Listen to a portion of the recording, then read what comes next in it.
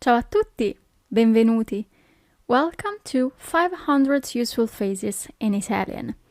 So, we have talked about traveling, we have talked about business, and we have talked about eating and going to a restaurant. So, today we're gonna focus on something different. So, today we're gonna talk about shopping.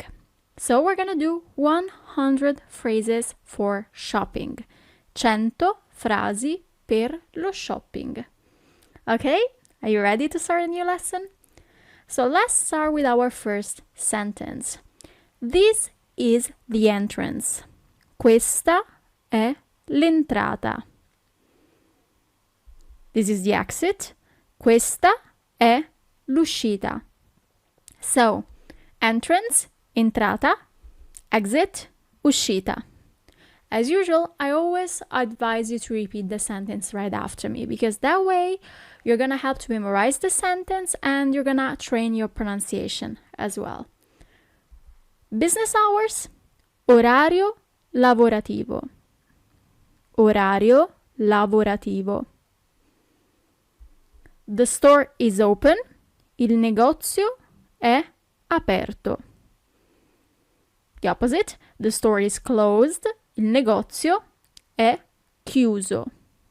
Open, aperto. Closed, chiuso.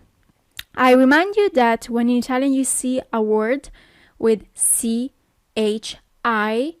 you have to read it as K, not as Ch. Okay? Then, push the door, spingere la porta. Spingere la porta. Door is porta. Or pull the door, tirare la porta. Push, spingere, pull, tirare. Then, let's go to the market. Andiamo al mercato. I'm going to the supermarket. Vado al supermercato. Ok? Supermercato, supermarket. You're going to the mall. Mall is centro commerciale, a long word. So you're going to the mall, vai al centro commerciale. She's going to the bakery. Here it's pretty important to make a distinction because I don't know how it is in different countries, but for example in Italy you're gonna have a bakery that sells only bread and a bakery that sells only sweets and cakes. So for example, if the sentence is she's going to the bakery as a shop that sells only bread, the sentence would be va al panificio. Va al panificio. And what if the bakery sells cakes and all the delicious stuff? The sentence changes a little bit, but only because the word for bakery changes. So he is going to the bakery, va alla pasticceria. Va alla pasticceria. I need to go to the pharmacy. Devo andare in farmacia. Devo andare in farmacia. Pharmacy, farmacia. It's pretty similar. The boy wants to go to the toy store. That's a long sentence. And if you're parents, you probably have heard this sentence like multiple times. So, il bambino vuole andare al negozio di giocattoli. The boy, il bambino, wants, vuole, to go, andare, to the toy store. Al negozio di giocattoli. The girl wants to go to the bookstore. La bambina vuole andare in libreria. The girl, la bambina, wants, vuole, to go, andare, to the bookstore, in libreria. My mother wants to go to the clothing stores. Once again, a long sentence. And here we have two options to say mother. One is more familiar, we can say, and that is mamma. And one is more formal, we can say, and that is madre. So, mia madre vuole andare al negozio di abbigliamento. My mother, mia madre, or mia mamma, wants, vuole, to go, andare, to the clothing store, al negozio di abbigliamento. My father wants to go to the sporting goods store. Here, as well, we have the two options for dad. So we have dad, that is papà, and father, that is padre. But the meaning is still the same as in English. Mio padre vuole andare al negozio sportivo. Or, mio papà vuole andare al negozio sportivo. My boyfriend is going to the jewelry store. Il mio ragazzo sta andando in gioielleria. Il mio ragazzo sta andando in gioielleria. Do you know a place where they do, make, perform? Here you have two options. The first option refers to the case that you're talking to one person. If you're talking to several persons, then you should pick the second option. So, conosci un posto dove fanno... And this is the option that corresponds to the case where you're talking to one person. If you're talking to multiple person, then multiple people, you're gonna say conoscete un posto dove fanno, etc. Do you know a place where they sell something? Here as well we have the same options. So, conosci un posto dove vendono something? Or, conoscete un posto dove vendono something? Great. Do you know of something around here? Here as well we have the two options. So if you're talking to one person, then you're gonna say sai se c'è un or una something in zona. If you're talking to several people, then you're gonna say sapete se c'è un una something in zona. Around here, in zona. So you might see the difference between un, una. And these are two articles, and if the words that follow is masculine, then you should pick un. If it's feminine, then you should pick una. But don't worry too much about it while talking, okay? Everyone will understand the same, even if you pick the wrong article. Do you sell cheap clothing? Vendete capi di abbigliamento economici? Economici? Cheap. Do you sell second-hand clothing? Vendete abbigliamento di seconda mano? Second-hand, di seconda mano. Is your product fair trade? Il vostro prodotto è equo e solidale? Awesome. Do you sell organic makeup? Vendete trucchi biologici? Makeup is trucchi. But even if you use makeup, probably the people will understand. It's pretty common. Does the liquor store have craft beer? Il negozio di alcolici vende birre artigianali? Craft beer, birre artigianali. The shoes are handmade. Le scarpe, the shoes, sono fatte a mano. Fatte a mano, handmade. The wine is homemade. Il vino è fatto in casa, homemade. I would like one of those, please. Vorrei uno di questi, per favore. So here you might see the difference between questi and queste. So there is no real difference in terms of meaning, but simply use questi when you're talking about a group of masculine objects, or queste when you're talking about a group of feminine objects. But once again, I really want to highlight that if you're talking, you don't have to worry too much about these slight differences, okay? The most important thing when you communicate is to communicate, okay? Don't worry too much about making mistakes.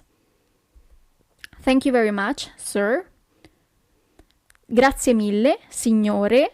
Sir is signore with an E at the end.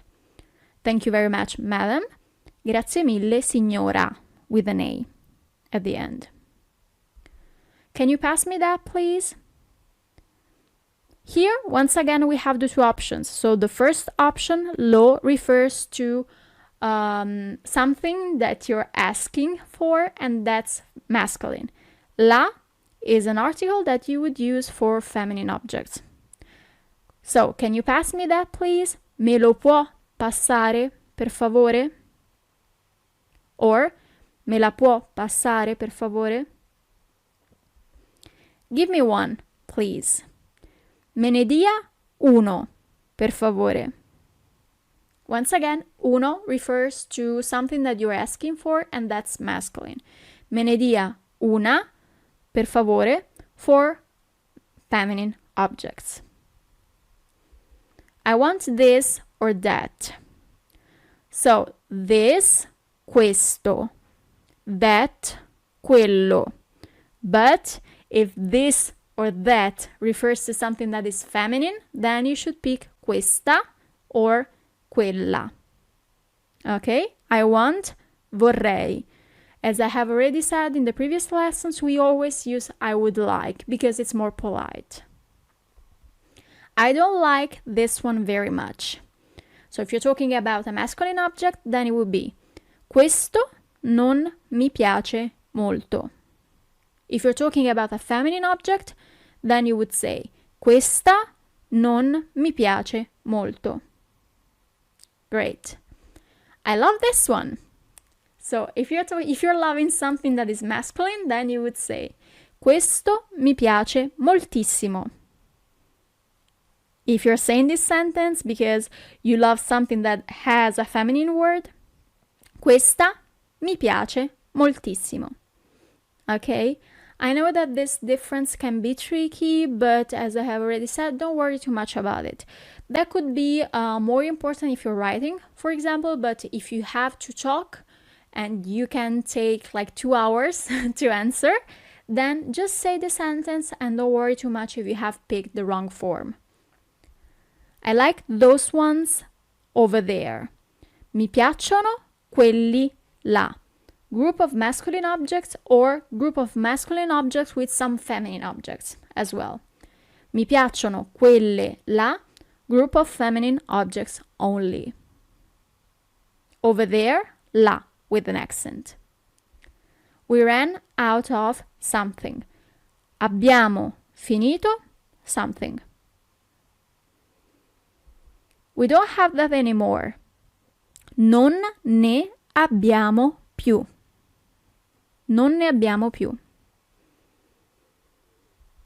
Change this one, please. Lo cambi, per favore. Quality products, prodotti di qualità. I prefer luxury products. Preferisco i prodotti di lusso. We have already seen lusso when we were talking about traveling, if I'm not wrong. The suit is expensive. Il completo è costoso.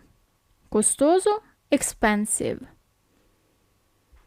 The shirt is pretty. La camicia è carina. The shirt, la camicia. The dress is elegant. Il vestito è elegante. The purse is affordable. La borsa è economica. As we have seen before, economico means also cheap, okay? The ring is beautiful. L'anello è bellissimo. Beautiful, bellissimo. But maybe you have already heard this word before. The necklace is ugly, the opposite. La collana è brutta. The pants are cheap. I pantaloni sono economici. The blouse is made of cotton. La camicetta è di cotone. So we have already seen shirt, camicia, blouse is camicetta. The belt is made of leather. La cintura è di cuoio or in cuoio. It's the same. The sweater is made of wool. Il maglione è di lana. Wool, lana. The fabric is velvet. Il tessuto, the fabric, è velluto. Velvet. I like flannel shirts. Mi piacciono le camicie di flanella. What is your shirt size? Che taglia di camicia porti? Here we have the two options because one, as we have already seen before, is the more friendly way to talk to people. The other one is more formal. Porti is the friendly option. In general, if you are in a shop, they would say che taglia di camicia porta to be more polite. Size is taglia. What pant size do you wear? Same thing here. Che taglia di pantaloni, porti or porta? What shoe size do you wear? Here, size changes. We use a different word. Che numero di scarpe porti or porta? Numero is number. So we literally say, what shoe number do you wear? Can I try it on? Posso provarlo? Or posso provarla? Lo refers to something, some items of clothing that is masculine. If it has a feminine word, then you would say provarla. But as I already said, don't worry too much about it, okay? I wear a small size. Here you have two options. The first one maybe is a little bit easier because it's very similar to the English one. Porto una small. So we use the same word. But actually you would normally say it and indicate it as S. The letter S in Italian is S. So you could say porto una S as well. I wear a medium size. Here it's a little bit different. Porto una media. Or porto una M. M is letter M. I wear the large size. Porto una L. Okay, so here the only option is to say the name of the letter L. L in Italian. It fits, suits me well. Mi sta bene. Mi sta bene. It doesn't fit, suit me well, so the opposite situation, non mi sta bene. If you remember, the only thing that you need to do when you want to transform a sentence into a negative one is just to place non. Non mi sta bene. It's too big on me. Mi sta grande. It's too tight here. Mi sta stretto or stretta if we're talking to something that is feminine. Qui, here. I pantaloni sono stretti. The pants are tight. The shirt is loose. La camicia è grande. How much is this? Quanto costa? This is the standard question you ask when you want to know the price of something. Quanto costa? But, for example, if you are asking for several things, then you should use the plural. Quanto costano? Okay? How much are you asking for this? Quanto chiede? Quanto chiede? Please note that these sentences could be asked, to be polite, only when you're shopping, for example, in markets or doing some fairs, but not in real shops, because it would sound a little bit rude. What is the lowest price you can give me? Qual è il prezzo più basso che mi può proporre? Qual è il prezzo più basso che mi può proporre?